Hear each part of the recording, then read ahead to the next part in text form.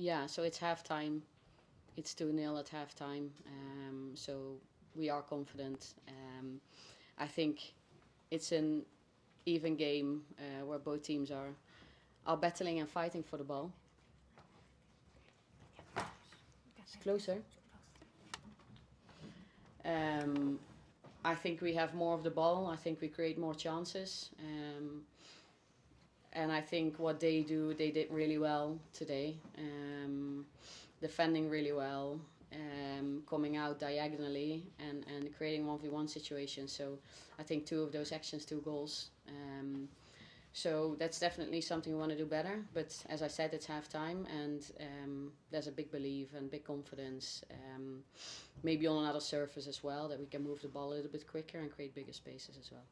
Yeah, I was going to ask about that, the kind of defending in transition. Actually, Arsenal have conceded quite a few goals in recent weeks like that. High turnovers, fast players, and obviously Real Madrid have very good transitional threats. Is that a bit of a concern at the moment? A concern. It's something that we're always going to look at details we want to do better, and we always, of course, analyse how we create things and how we stop opposition from creating. So definitely something we're going to look at. Yes. Freddie, just there. Hi Renee, just a little trend I guess in the last few games that have been difficult for Arsenal seem to have all come on difficult playing surfaces. Obviously today was a real case of that. How do you change that going forward? How do you adapt to the conditions better when maybe things aren't exactly as you'd like them to be? We spoke about it with the players before the game. We knew the condition of the pitch, so we had a plan for it. But then it's always hard because over a season and over time you work on things and you have an identity the way you want to do things. So then reality comes and these conditions come, and all of a sudden you need to do things differently. So that's of course hard, but the players tried. So all credit to them for trying and the work rate. But again, I think we're all confident that we can do something against them at the Emirates at home, because it's only halftime. Jamie, here in the green. Hi Renee, I just wanted to ask about the starting lineup. Obviously we've seen it a little bit this season, but Stina in the 9, Alessia in the 10. What was the thinking behind that? Was it condition based or opposition based? A little bit of both, yeah. So without going into too much detail, we thought that was a weapon we needed today.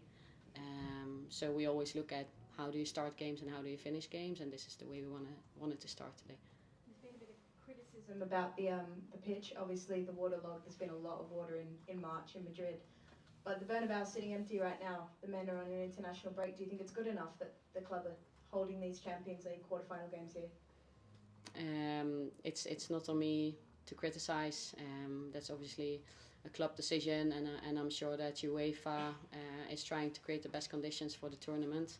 Of course, weather is not always within control, but I think we've seen a couple of games lately where the pitch conditions haven't been great, and I think that's the next step for women's football to take.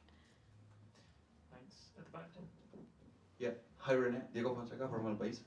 I would like to ask you if you have the feeling that the match today was decided in small details, because if you see the stats are quite similar between Arsenal and Real Madrid. Thank you. Yeah, it was about details. I think Real Madrid was ruthless today with what they got from us. They capitalized, so they got maximum reward today.